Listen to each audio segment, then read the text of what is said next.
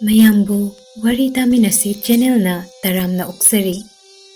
Chathazarakliba wari paring asida ngasi mayamgi maphamda puduna laksariba warigi tangkak Thoibina Kaboda loi Kumba. Wari asi lizabada soikhilan khiba yaukhiba thoklabasu mayamna ngakpigani.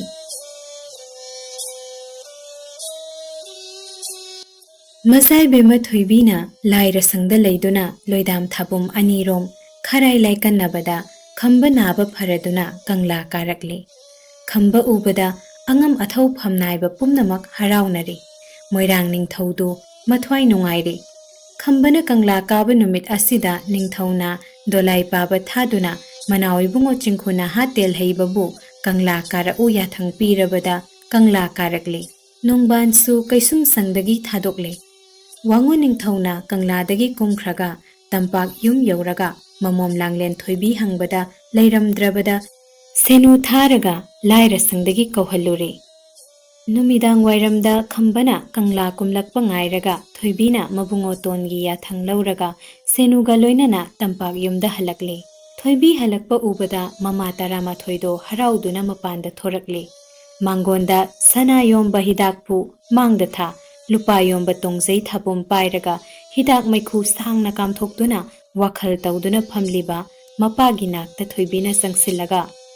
ipa ibungo namombu kauribabu karamba yathang takpigadaba leibage hangsarakle. Ipagi imom ibema langlen nasak udabada ipa leiba ngamdre. Imom nangbu angom nongban kongyambada ipana thazaduna taujing heijing kakhiba loidam thabu mari phazilakle. Sama chamana khujang oiduna awun potyam langlaga aphaba numit thaban yengduna imombu tayum achanba nongbanda luhonglage khalle ipana. Imom na pamba awun pot sana lupa sarei phirol hairo ipa langlage takpirakle. Mapagi wadu tabada Thoibi pai manungda asau khambi maisa langlaboy akiba hangoiba tungoinarakle. Kari wano apokpa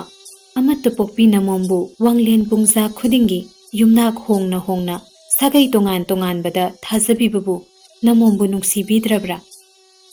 Kege leibak mimangda ipal ningthau amadi panthau anina kaw phangaida khuman mangonda thazakhiba korau numit adudagi namomdi panthaugi naya thang ngake khanduna chingu thangjing laibu palepnaduna namomgi pupning lepchakre.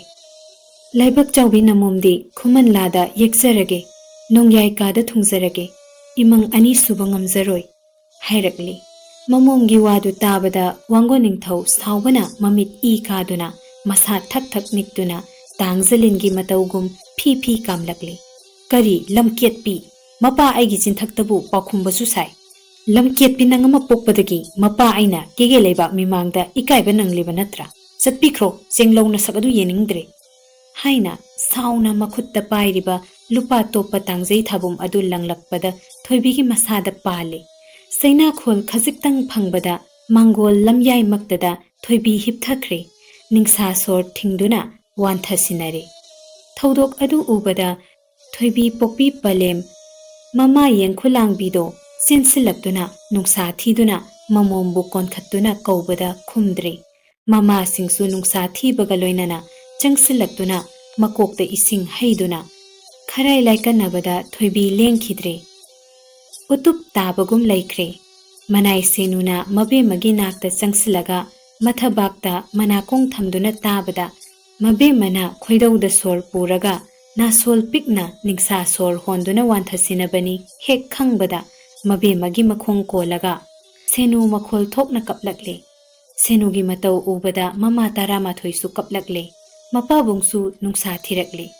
Ngaiha kapluraga senuna mapagi nakta changsilaga ipa ibungo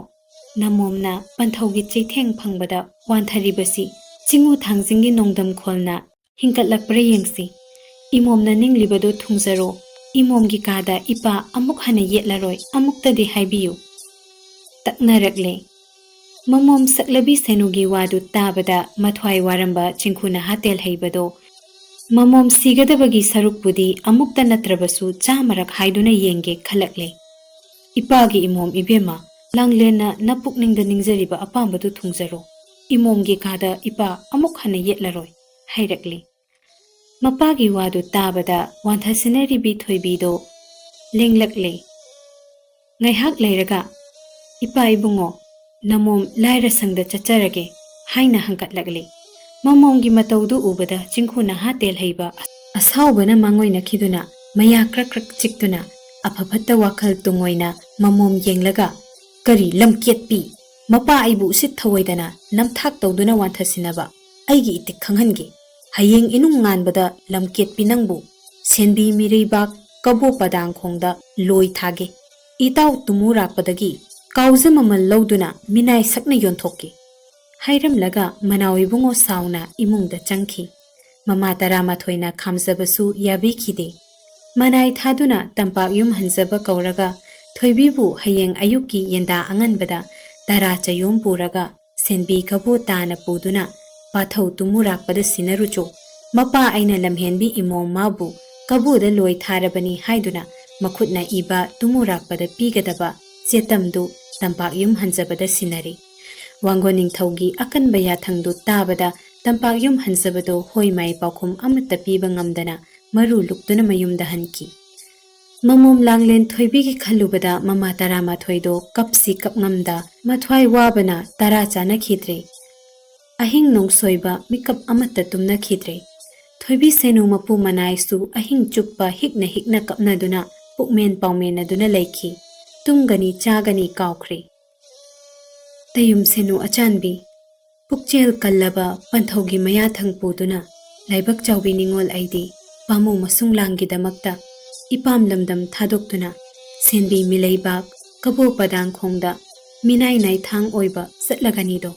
ꯑꯩꯅ ꯁꯦꯟꯕꯤ ꯃꯤꯂꯩꯕꯥꯛꯇ ꯂꯣꯏꯗꯥꯝ ꯊꯥꯁꯤꯡ ꯀꯌꯥ ꯂꯩꯔꯨꯒꯗꯒꯦ ꯑꯔꯦꯞꯄ ꯈꯪꯕ ꯉꯝꯗꯦꯗꯣ꯫ ꯅꯨꯡꯁꯤ ꯃꯁꯨꯡꯂꯥꯡꯒꯤ ꯄꯥꯃꯨ ꯃꯍꯥꯛ ꯊꯛꯀꯤꯗꯃꯛꯇ ꯊꯣꯏꯕꯤ ꯑꯩꯅ ꯀꯕꯣꯗ ꯁꯦꯠꯄ ꯃꯆꯦꯠ ꯆꯥꯕ ꯃꯈꯥꯛ ꯅꯥꯏꯅ ꯃꯤꯅꯥꯏ ꯑꯣꯏꯗꯨꯅ ꯂꯩꯈ꯭ꯔꯒ ꯈꯣꯏꯅꯧ ꯁꯛꯄꯤ ꯅꯍꯥꯛꯅ ꯑꯩꯒꯤ ꯏꯍꯨꯠ ꯁꯤꯟꯗꯨꯅ ꯂꯥꯏꯔꯁꯪꯗ ꯆꯠꯂꯒ ꯑꯋꯥ ꯅꯨꯡꯉꯥꯏ ꯋꯥꯔꯤ ꯁꯥꯗꯨꯅ ꯅꯕꯨꯡꯉꯣꯇꯣꯟꯒꯤ ꯄꯨꯛꯅꯤꯡ ꯐꯥꯔꯨꯆꯣ꯫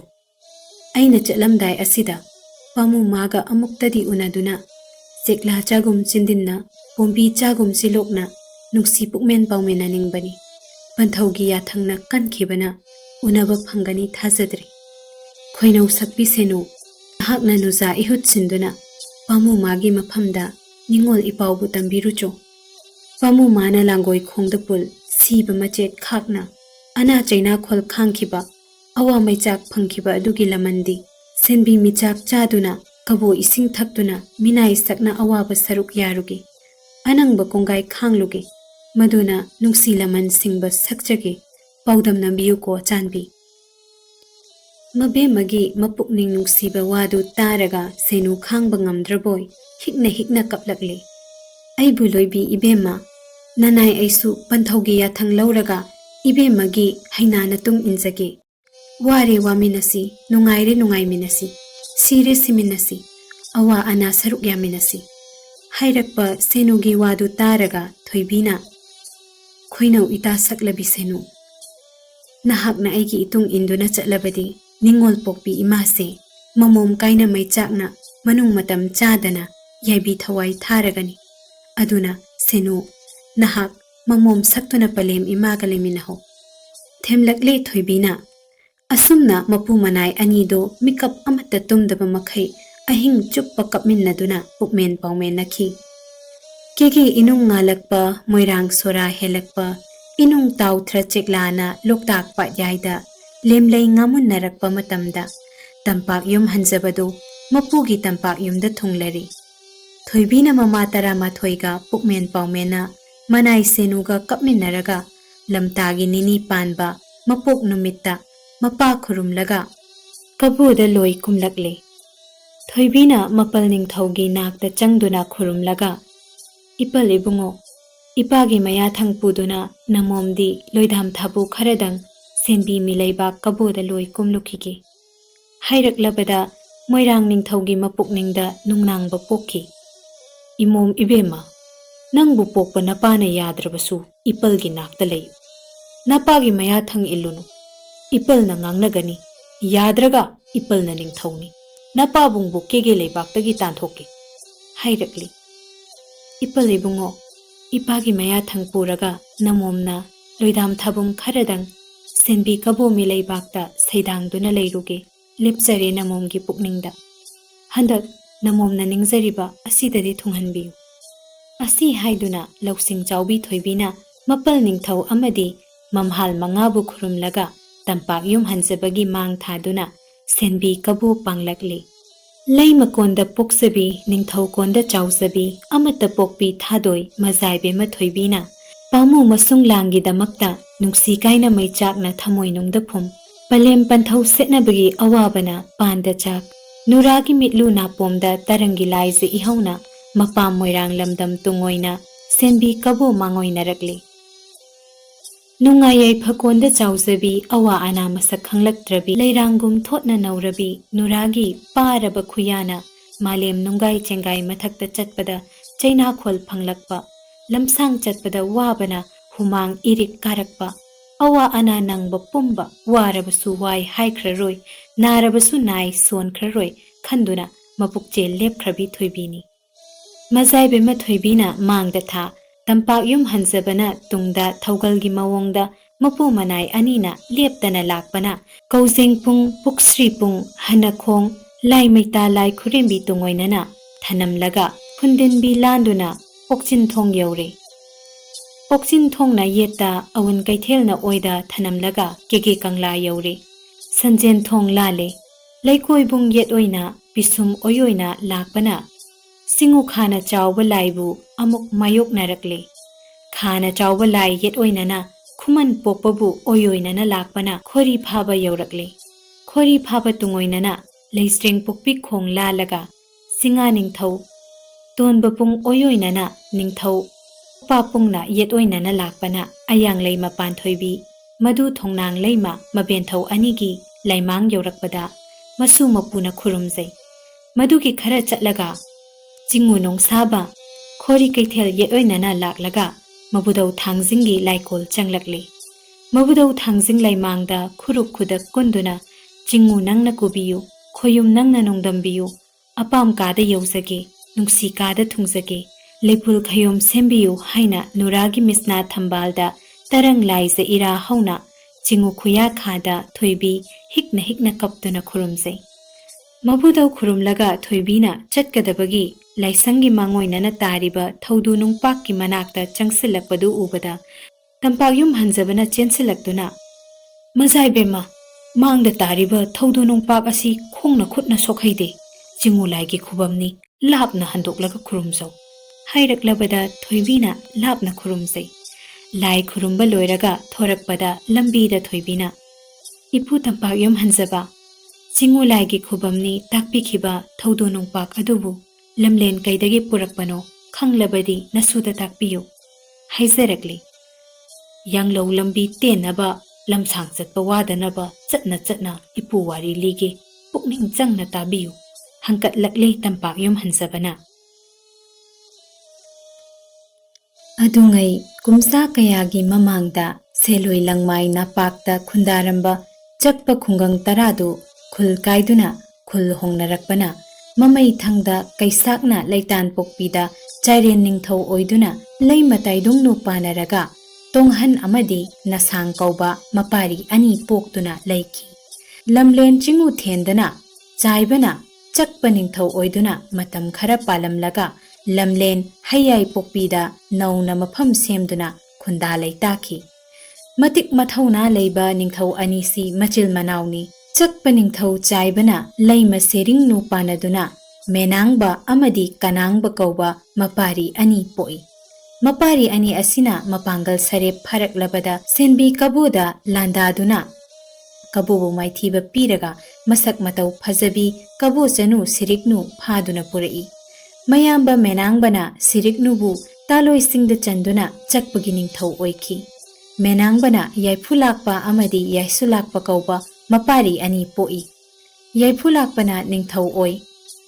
Sakpa ningthau yaifulakpana lokha ningthau chanu thoinu lauduna chakpa leima hapki. Mapangal mathauna leiraba masanawi bungo yaisu lakpasu mayambaga pukchel khoijel tinana ꯅꯨꯡꯁꯤꯅꯅ ꯈꯨꯠꯀꯟ ꯄꯥꯡꯒꯟꯅ ꯄꯥꯟꯃꯤꯟꯅꯈꯤ꯫ ꯃꯇꯝ ꯑꯁꯤꯗ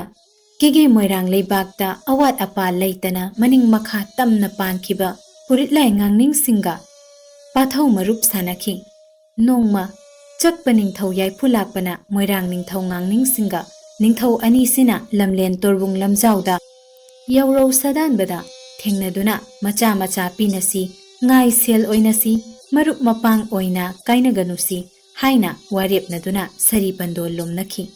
ꯅꯤꯡꯊꯧ ꯑꯅꯤꯅ ꯁꯔꯤ ꯋꯥꯁꯛꯅꯕ ꯃꯇꯝꯁꯤ ꯃꯃꯤꯠꯇ ꯃꯆꯥ ꯑꯃꯠꯇ ꯎꯅꯗ꯭ꯔꯤ꯫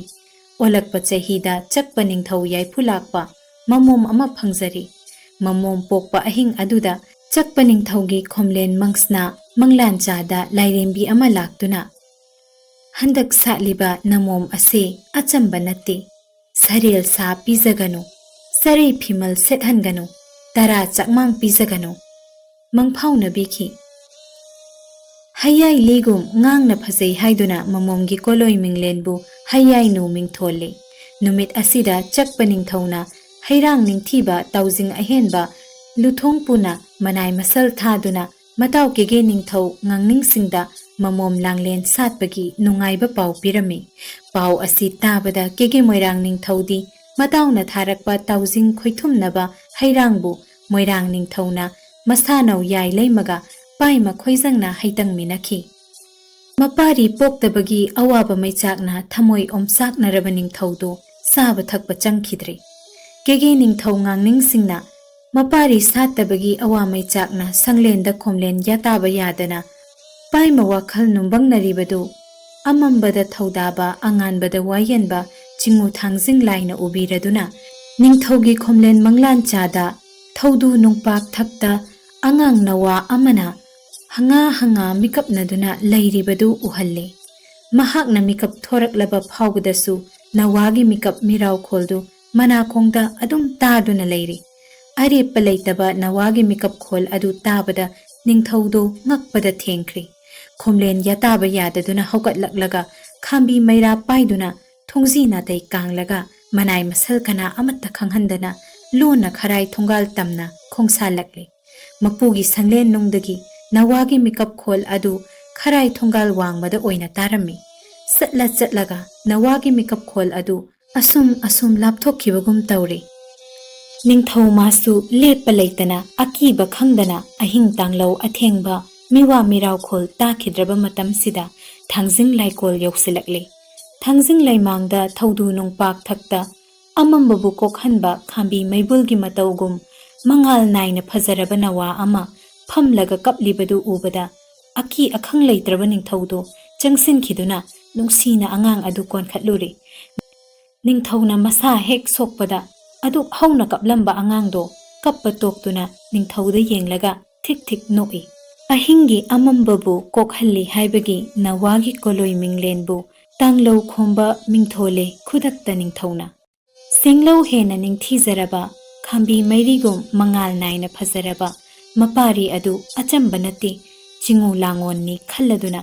ꯃꯊ꯭ꯋꯥꯏ ꯅꯨꯡꯉꯥꯏꯔꯕ ꯅꯤꯡꯊꯧꯗꯣ ꯃꯊꯥꯗ ꯑꯉꯥꯡꯗꯨꯕꯨ ꯆꯦꯠꯅ ꯀꯣꯜꯂꯒ ꯁꯪꯂꯦꯟ ꯇꯥꯅ ꯆꯦꯜꯂꯛꯂꯤ꯫ ꯃꯅꯥꯏ ꯇꯥꯟ ꯌꯩꯕ ꯀꯧꯁꯤꯜꯂꯒ ꯀꯪꯂꯥ ꯄꯨꯡꯖꯥꯎ ꯌꯩꯗꯨꯅ ꯀꯦꯒꯦ ꯂꯩꯕꯥꯛꯀꯤ ꯑꯉꯝ ꯑꯊꯧ ꯐꯝꯅꯥꯏꯕ ꯄꯨꯝꯅꯃꯛ ꯀꯧꯈꯠꯂꯨ ꯍꯥꯏꯅ ꯃꯄꯨꯅ ꯌꯥꯊꯪ ꯄꯤꯔꯛꯂꯤ꯫ ꯀꯪꯂꯥꯒꯤ ꯄꯨꯡꯈꯣꯜ ꯇꯥꯕꯗ ꯂꯩꯕꯥꯛꯀꯤ ꯑꯉꯝ ꯑꯊꯧ ꯐꯝꯅꯥꯏꯕ ꯄꯨꯝꯅꯃꯛ ꯀꯪꯂꯥ ꯇꯥꯅ ꯆꯦꯟꯈꯠꯅꯔꯛꯂꯤ꯫ ꯆꯤꯉꯨ ꯊꯥꯡꯖꯤꯡ ꯂꯥꯏꯅ ꯀꯨꯕꯤꯗꯨꯅ ꯃꯄꯥꯔꯤ ꯑꯃ ꯐꯪꯕꯒꯤ ꯄꯥꯎꯗꯨ ꯇꯥꯕꯗ ꯑꯉꯝ ꯑꯊꯧ ꯄꯨꯝꯅꯃꯛ ꯃꯊ꯭ꯋꯥꯏ ꯅꯨꯡꯉꯥꯏꯗꯨꯅ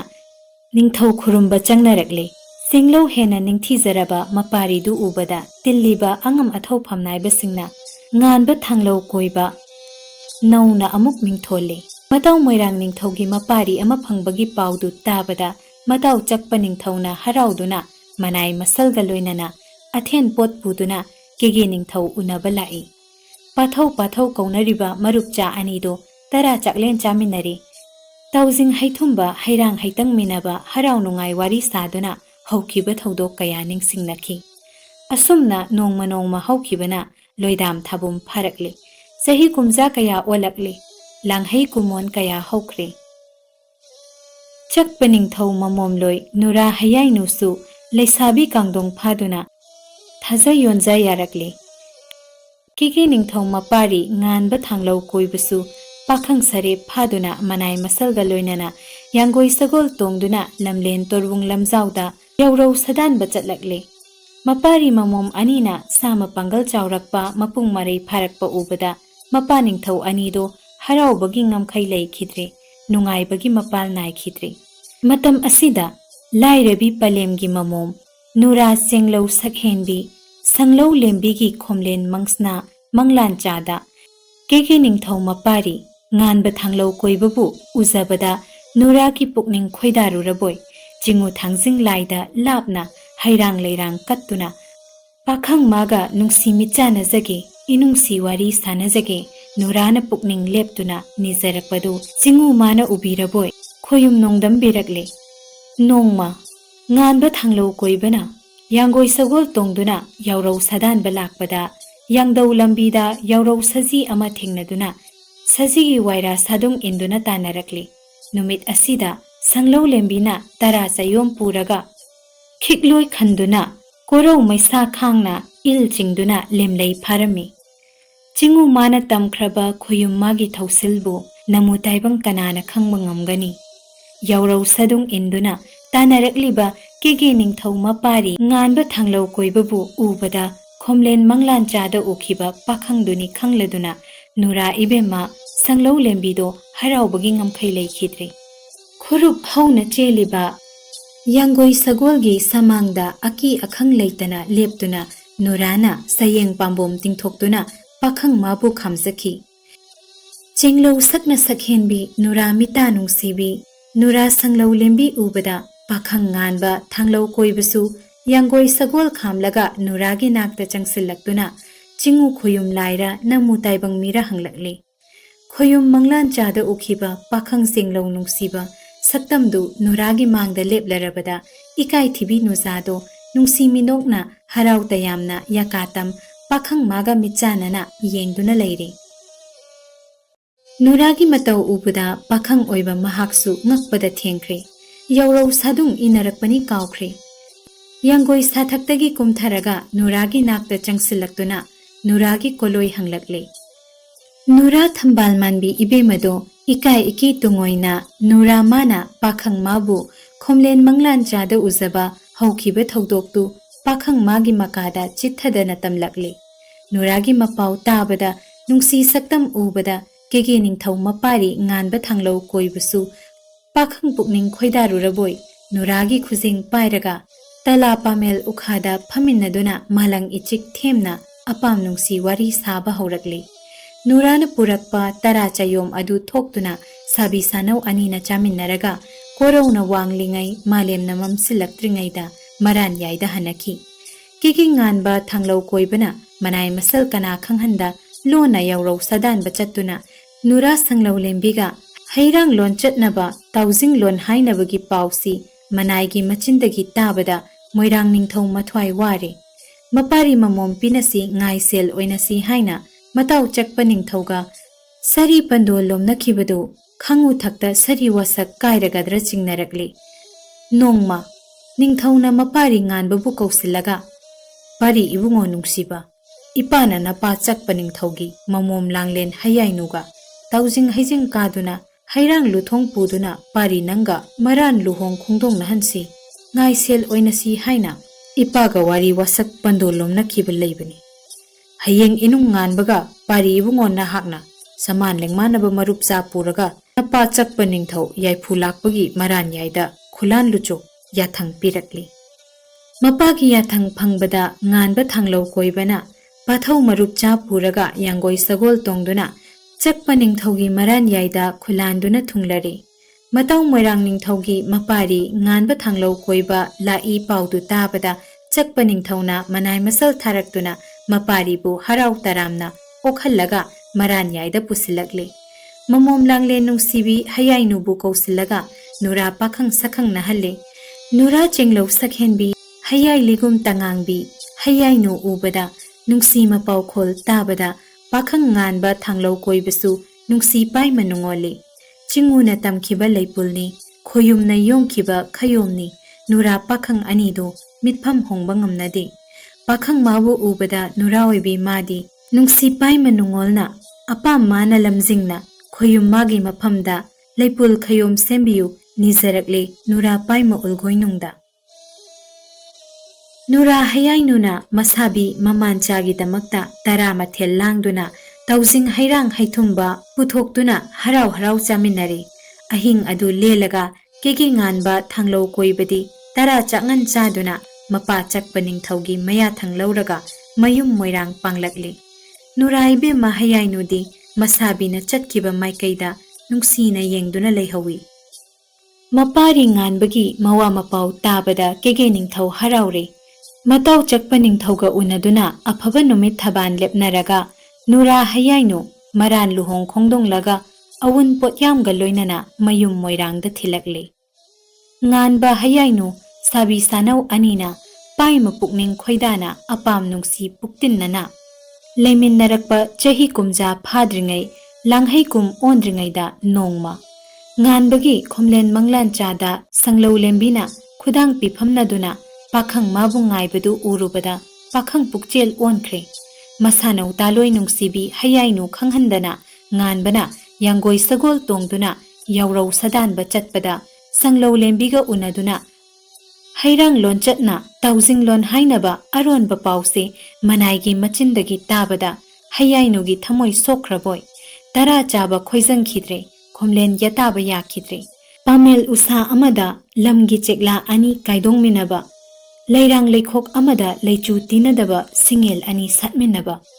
lokchap loknung amada pamba kairel ani yataminabagum hayainu pukchel phaba ngamlaktre kege khulakta yaurau sadan ba chatpiranu pamjade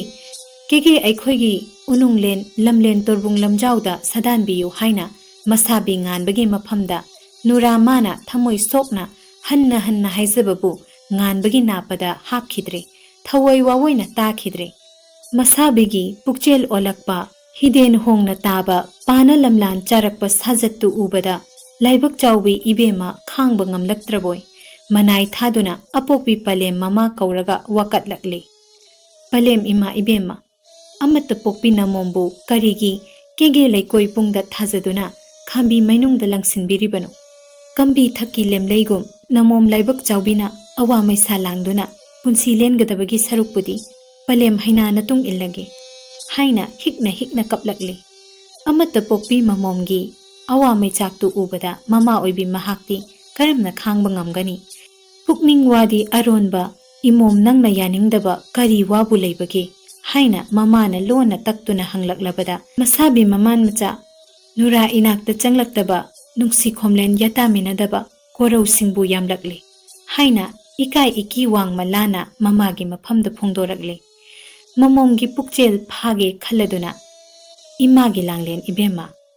imagi haina itung induna napam lamda khongdaba nadu yumda kumlabadi kege leibakna thina ngangnagani naku ningthaugi tangjama yengduna loidam thabum kharadangdi kege moirang leibakta yangoikho napaga naku ningthauga unahanduna nasabi namanchagi okta singdalam chatpu warak watem hansi hairakle asumna mamombu pukmen paumen naramlaga pale mama apokpido wakhal potlum puduna mathwai nungaitana maran yaida hanki mamomgi mapukning khoirang khoisauba mawa mapaudu masabi chakpa ningthauda tambada ningthau masu thangmoi sokna nungai khide matam chaba yenglaga pathau moirang ningthauga unaduna mapari nganba thanglo koibabu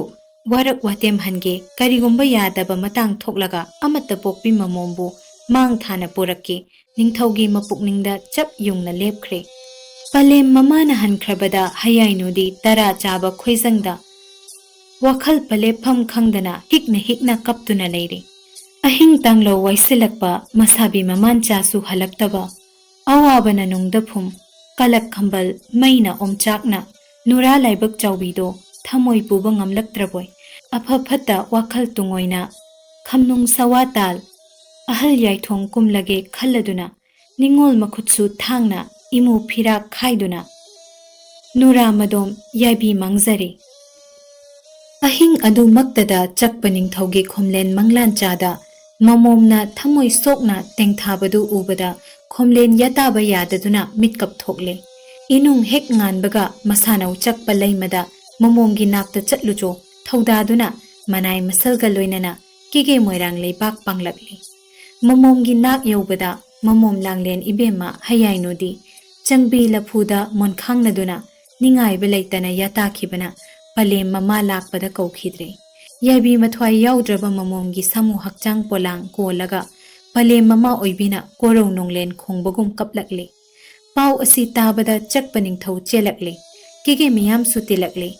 ꯑꯃꯠꯇ ꯄꯣꯛꯄꯤ ꯃꯃꯣꯝꯅ ꯈꯥꯡꯉꯨ ꯊꯛꯇ ꯌꯥꯏꯕꯤ ꯃꯊ꯭ꯋꯥꯏ ꯃꯥꯡꯂꯤꯕꯗꯨ ꯎꯕꯗ ꯅꯨꯡꯉꯥꯏꯇꯕ ꯃꯩꯆꯥꯛ ꯅꯨꯡꯗ ꯐꯨꯝ ꯑꯋꯥꯕ ꯃꯥꯏꯊꯣꯡ ꯄꯨꯔꯒ ꯆꯛꯄ ꯅꯤꯡꯊꯧ ꯌꯥꯏꯐꯨ ꯂꯥꯛꯄ ꯀꯞꯅ ꯀꯞꯅ ꯃꯔꯥꯟ ꯌꯥꯏꯗ ꯍꯜꯂꯛꯂꯤ ꯃꯃꯣꯝ ꯃꯥꯒꯤ ꯈꯜꯂꯨꯕꯗ ꯄꯂꯦꯝ ꯄꯟꯊꯧ ꯑꯅꯤꯗꯣ ꯇꯔꯥ ꯆꯥꯒꯅꯤ ꯀꯥꯎꯈ꯭ꯔꯦ ꯈꯣꯝꯂꯦꯟ ꯌꯥꯇꯥꯒꯅꯤ ꯅꯤꯡꯈꯤꯗ꯭ꯔꯦ ꯃꯌꯥꯝꯕ ꯅꯤꯡꯊꯧ ꯌꯥꯏꯐꯨ ꯂꯥꯛꯄꯒꯤ ꯑꯋꯥꯕ ꯃꯇꯧꯗꯨ ꯎꯕꯗ ꯃꯅꯥꯎ ꯏꯕꯨꯡꯉꯣ ꯌꯥꯏꯁꯨ ꯂꯥꯛꯄꯁꯨ ꯇꯨꯃꯤꯟꯅ ꯈꯥꯡꯗꯨꯅ ꯂꯩꯊꯣꯛꯄ ꯉꯝꯈꯤꯗꯦ ꯃꯃꯣꯝ ꯍꯌꯥꯏꯅꯨꯅ ꯈꯥꯡꯉꯨ ꯊꯛꯇ ꯌꯥꯏꯕꯤ ꯃꯥꯡꯈꯤꯕꯒꯤ ꯃꯩꯆꯥꯛꯅ ꯃꯈꯨꯠꯁꯨ ꯇꯤꯃꯦꯟ ꯇꯥꯕꯨ ꯄꯥꯏꯔꯒ ꯀꯦꯒꯦ ꯃꯣꯏꯔꯥꯡ ꯄꯥꯡꯂꯛꯂꯤ ꯌꯧꯁꯨ ꯂꯥꯛꯄ ꯑꯊꯧꯕꯗꯣ ꯑꯁꯥꯎꯕꯅ ꯃꯥꯡꯑꯣꯏꯅꯈꯤꯗꯨꯅ ꯆꯥꯒꯅꯤ ꯊꯛꯀꯅꯤ ꯈꯟꯗꯅ ꯀꯦꯒꯦ ꯉꯥꯟꯕ ꯊꯥꯡꯂꯧ ꯀꯣꯏꯕꯒꯤ ꯃꯥꯔ ꯈꯣꯡꯒꯨꯜ ꯂꯤꯔꯛꯂꯤ ꯅꯨꯃꯤꯠ ꯑꯁꯤ ꯀꯦꯒꯦ ꯉꯥꯟꯕꯅ ꯃꯅꯥꯏ ꯃꯁꯜ ꯀꯅꯥ ꯑꯃꯠꯇ ꯂꯣꯏꯅꯗꯅ ꯌꯧꯔꯧ ꯁꯗꯥꯟꯕ ꯆꯠꯈꯤꯕꯒꯤ ꯑꯔꯣꯟꯕ ꯄꯥꯎꯁꯦ ꯇꯥꯕꯒ ꯌꯥꯏꯁꯨ ꯂꯥꯛꯄꯁꯨ ꯉꯥꯟꯕꯒꯤ ꯈꯣꯡꯒꯨꯜ ꯂꯤꯔꯛꯂꯤ ꯉꯥꯟꯕ ꯊꯥꯡꯂꯧ ꯀꯣꯏꯕꯅ ꯃꯁꯥꯅꯧ ꯁꯪꯂꯧ ꯂꯦꯝꯕꯤꯒ ꯇꯂꯥ ꯄꯥꯃꯦꯜ ꯎꯔꯨꯝꯗ ꯃꯥꯂꯪ ꯏꯆꯤꯛ ꯊꯦꯝꯗꯨꯅ ꯃꯍꯥꯛ ꯊꯛꯀꯤꯗꯃꯛꯇ ꯃꯣꯝꯅꯨ ꯇꯥꯂꯣꯏ ꯍꯌꯥꯏꯅꯨꯅ ꯃꯗꯣꯝ ꯌꯥꯏꯕꯤ ꯃꯥꯡꯈꯤꯕ ꯑꯋꯥꯕ ꯄꯥꯎꯗꯨ ꯇꯝꯗꯨꯅ ꯌꯥꯋꯥ ꯄꯥꯎꯃꯦꯟꯅꯔꯤꯉꯩꯗ ꯌꯥꯏꯁꯨ ꯂꯥꯛꯄ ꯊꯨꯡꯂꯔꯦ ꯃꯃꯥꯛ ꯉꯥꯟꯕꯕꯨ ꯎꯕꯗ ꯌꯥꯎꯁꯨ ꯂꯥꯛꯄ ꯑꯊꯧꯕꯗꯣ ꯑꯁꯥꯎꯕꯅ ꯂꯝꯖꯤꯡ ꯑꯣꯏ ꯇꯤꯂꯥꯡ ꯍꯥꯏꯁꯤꯠꯅꯔꯒ ꯀꯦꯒꯦ ꯂꯝꯀꯦꯠꯄ ꯌꯥꯎꯔꯧ ꯁꯥꯔꯝꯆꯠ ꯃꯥꯡꯑꯣꯏꯅꯕ ꯅꯈꯨꯠꯁꯨ ꯇꯤꯃꯦꯟꯇꯥ ꯄꯥꯏꯈꯠꯂꯨ ꯌꯥꯏꯕꯤ ꯅꯊ꯭ꯋꯥꯏ ꯀꯟꯕ ꯉꯝꯕ꯭ꯔꯥ ꯌꯦꯡꯖꯧ ꯏꯃꯣꯝ ꯍꯌꯥꯏꯅꯨꯒꯤ ꯃꯪꯁꯛ ꯇꯥꯟꯕ ꯂꯥꯛꯄꯅꯤ ꯇꯤꯃꯦꯟꯇꯥ ꯆꯥꯏꯅꯁꯤ ꯈꯣꯏꯃꯥ ꯏꯃꯥꯏ ꯂꯥꯏꯅꯅꯨꯁꯤ ꯌꯥꯝꯖꯦꯝ ꯏꯅꯝ ꯃꯨꯛꯅꯅꯨꯁꯤ ꯍꯥꯏꯅ ꯍꯨꯌꯦꯟ ꯂꯥꯟ ꯂꯥꯎ ꯂꯥꯎꯔꯝꯂꯒ ꯇꯥ ꯈꯧꯁꯥꯗꯨꯅ ꯉꯥꯟꯕ ꯇꯝꯅ ꯐꯨꯖꯤꯜꯂꯛꯂꯤ ꯃꯈꯨ ꯃꯃꯥꯛ ꯑꯅꯤꯗꯣ ꯈꯨꯠꯁꯨ ꯇꯤꯃꯦꯟꯇꯥ ꯄꯥꯏꯅꯗꯨꯅ ꯍꯟꯅꯕ ꯂꯩꯇꯅ ꯄꯣꯊꯥꯗꯅ ꯀꯣꯔꯧ ꯆꯨꯞꯄ ꯂꯥꯟꯊꯦꯡꯅꯕꯗ ꯃꯃꯩ ꯊꯪꯗ ꯌꯥꯎꯁꯨ ꯂꯥꯛꯄꯅ ꯂꯥꯛꯆꯗꯨꯅ ꯀꯦꯒꯦ ꯅꯤꯡꯊꯧ ꯃꯄꯥꯔꯤ ꯉꯥꯟꯕꯒꯤ ꯌꯥꯏꯕꯤ ꯃꯊ꯭ꯋꯥꯏ ꯂꯧꯔꯒ ꯍꯣꯏ ꯂꯥꯎꯗꯨꯅ ꯆꯛꯄ ꯃꯔꯥꯟ ꯌꯥꯏ ꯄꯥꯡꯈꯤ ꯆꯪꯕꯤ ꯂꯐꯨ ꯃꯇꯨꯞꯀꯨꯝ ꯃꯥꯂꯦꯝ ꯊꯛꯇ ꯂꯣꯡꯅ ꯇꯥꯅ ꯊꯕꯥꯛ ꯏꯔꯝꯐꯥꯠ ꯏꯃꯨ ꯐꯤꯔꯥꯛ ꯈꯥꯏꯅ ꯌꯥꯏꯕꯤ ꯃꯊ꯭ꯋꯥꯏ ꯃꯥꯡꯂꯕ ꯃꯁꯥꯕꯤ ꯃꯃꯥꯟ ꯃꯆꯥꯕꯨ ꯀꯣꯜꯂꯒ ꯅꯨꯔꯥ ꯁꯪꯂꯧ ꯂꯦꯝꯕꯤ ꯅꯣꯡ ꯈꯣꯡꯕꯒꯨꯝ ꯀꯞꯂꯛꯂꯦ ꯁꯥꯕꯤ ꯊꯪꯂꯦꯟ ꯂꯣꯌꯨꯝꯕ ꯅꯨꯡꯁꯤ ꯃꯤꯆꯥ ꯄꯣꯛꯇꯤ ꯄꯥꯝꯃꯨꯕ ꯅꯨꯔꯥ ꯏꯁꯨꯡꯂꯥꯡꯒꯤꯗꯃꯛꯇ ꯈꯥꯡꯉꯨ ꯊꯛꯇ ꯌꯥꯏꯕꯤ ꯊꯋꯥꯏ ꯃꯥꯡꯂꯦꯗꯣ ꯅꯨꯡꯁꯤ ꯅꯁꯨꯡꯂꯥꯡꯒꯤꯗꯃꯛꯇ ꯅꯨꯔꯥ ꯑꯣꯏꯕꯤ ꯑꯩꯍꯥꯛꯁꯨ ꯄꯥꯝꯃꯨ ꯍꯩꯅꯥꯅ ꯇꯨꯡ ꯏꯟꯖꯔꯛꯀꯦ ꯅꯅꯥꯎꯕꯨ ꯉꯥꯏꯕꯤꯔꯝꯈꯣꯀꯣ ꯅꯨꯡꯁꯤꯕ ꯑꯁꯤ ꯍꯥꯏꯗꯨꯅ ꯀꯞꯄ ꯃꯈꯩ ꯀꯞꯂꯨꯔꯒ ꯍꯥꯏꯐꯝ ꯇꯧꯐꯝ ꯈꯪꯗꯗꯨꯅ ꯂꯥꯏꯕꯛ ꯆꯥꯎꯕꯤ ꯅꯨꯔꯥ ꯃꯥꯁꯨ ꯃꯁꯥꯕꯤꯒꯤ ꯅꯥꯀꯟꯗ ꯌꯥꯜꯂꯤꯕ ꯃꯈꯨꯠꯁꯨ ꯊꯥꯡꯗꯨ ꯁꯠꯂꯒ ꯏꯃꯨ ꯐꯤꯔꯥꯛ ꯈꯥꯏꯅ ꯅꯨꯔꯥ ꯃꯗꯣꯝ ꯌꯥꯏꯕꯤ ꯊꯥꯖꯔꯦ ꯑꯄꯥꯝ ꯅꯨꯡꯁꯤ ꯋꯥꯏꯊꯨꯡꯅꯁꯤ ꯋꯥꯔꯦꯞꯅꯕ ꯁꯥꯕꯤ ꯁꯥꯅꯧ ꯑꯅꯤꯒꯤ ꯌꯥꯏꯕꯤ ꯊꯋꯥꯏꯅ ꯆꯦꯛꯂꯥ ꯆꯥ ꯂꯝ ꯈꯨꯅꯨ ꯑꯣꯟꯗꯨꯅ ꯀꯣꯔꯧ ꯊꯛꯇ ꯄꯥꯏꯃꯤꯟꯅꯈꯤ ꯇꯝꯄꯥꯛ ꯌꯨꯝ ꯍꯟꯖꯕꯅ ꯂꯤꯕ ꯋꯥꯔꯤꯗꯨ ꯇꯥꯅ ꯇꯥꯅ ꯃꯄꯨ ꯃꯅꯥꯏꯅ ꯂꯦꯞꯇꯅ ꯂꯥꯛꯄꯅ